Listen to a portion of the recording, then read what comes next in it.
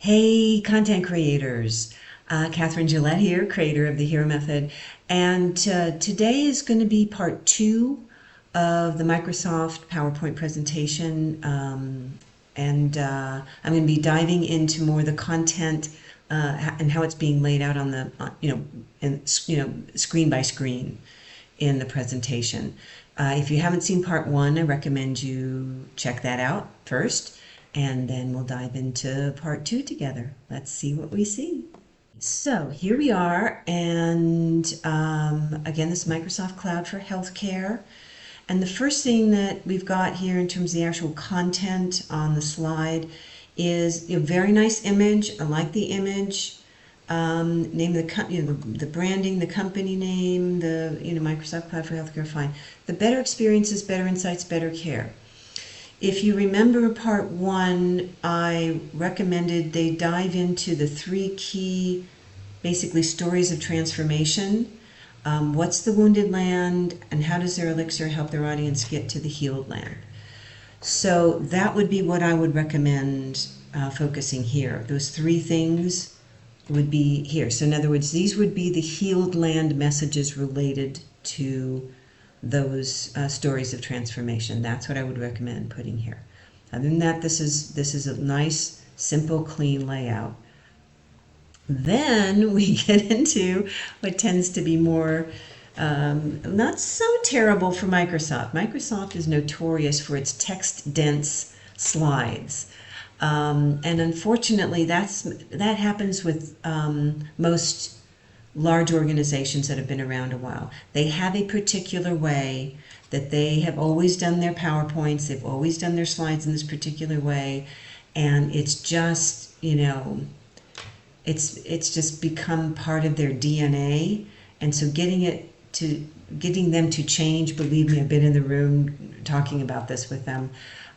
It's not going to happen. It's because you just get that this is just not how we do things around here. So I understand, okay, but so for other folks who aren't stuck, or even if you are and you're watching this, maybe there's some things here you can do to kind of, even within this format, kind of mush things around a bit to stay with something that feels comfortable to the corporation, but you can make some modifications.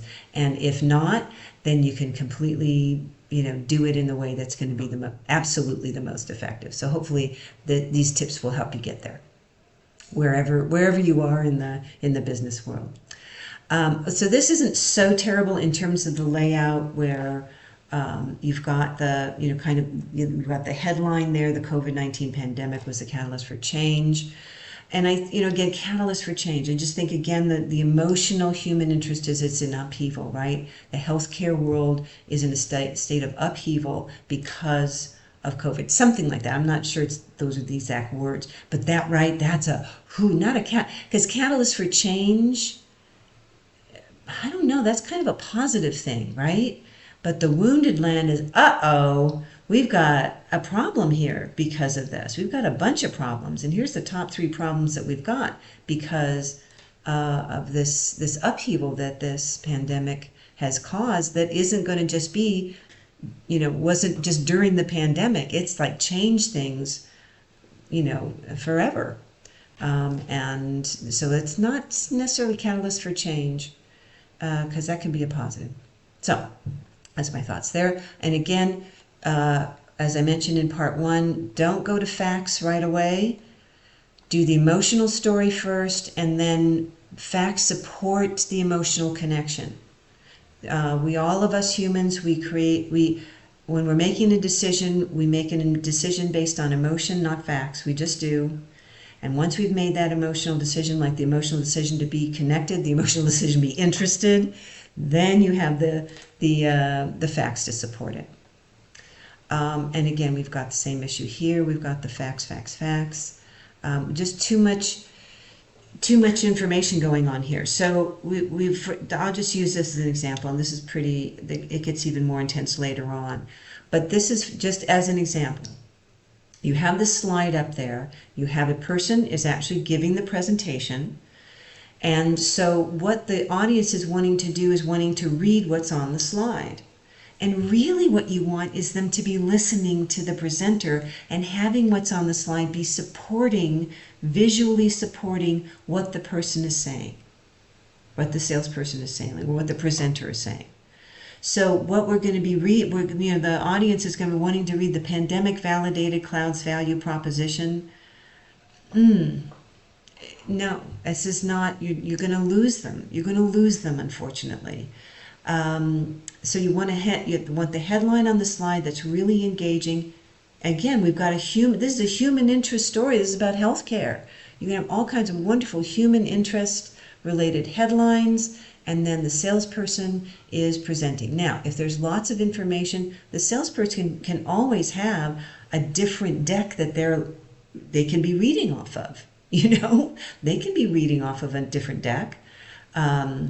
They don't have to have all this information memorized, but they can be reading off a different deck than they are showing to the audience. And then, of course, you can have the handouts that have all kinds of wonderful facts and information. But there's no reason at all, there's really no reason at all to have this much information, this much text on a slide. Maybe dot points, maybe, but even just a few dot points. Nice, crisp, grabby headline and some dot points that highlight what we're saying here, and then the presenter is really filling that out, because that's where you want the human being to be the person that the audience is paying more attention to, because otherwise the eyes are going to get glazed over looking at this.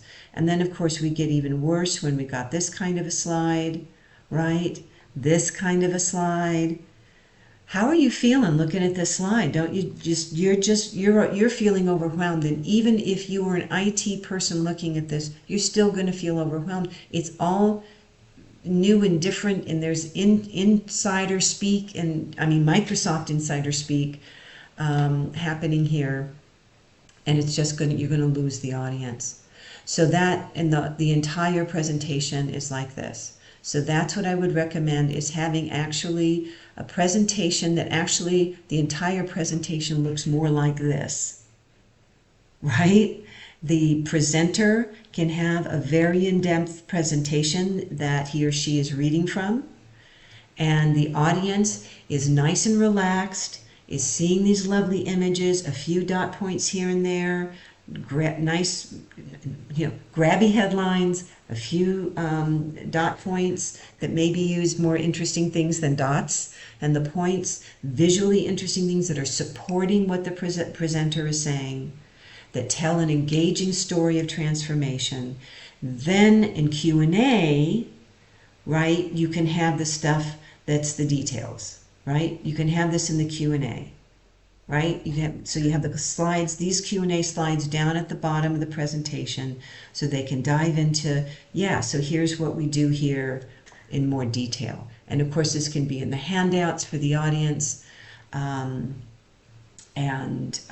that's what I recommend, how we do things differently for presentations. So I hope that was helpful to you. If it was, please hit those like and share buttons. Those are the best ways to support me. And until next time, keep saying yes to the adventure.